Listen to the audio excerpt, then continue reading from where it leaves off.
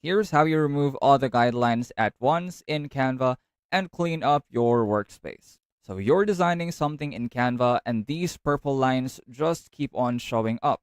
Now they're helpful sometimes, but really annoying when you want to see the clear view of what you're working on. So with your design open, go to the top left corner right here and then click on File. Then scroll down to View Settings. You'll see if margins, rulers, and guides are checked. So to remove everything, just uncheck those, and instantly all those lines will disappear.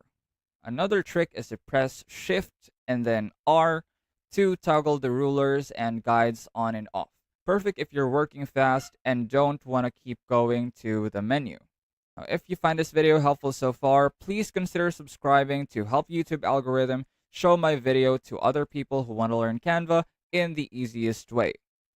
Now, once you're done adjusting your layout or alignment, you can always bring the guides back. Just click on Shift and then R to remove and add the guidelines back. And that's it. That's how you remove all the guidelines at once in Canva to clean up your workspace. I'll see you in our next video.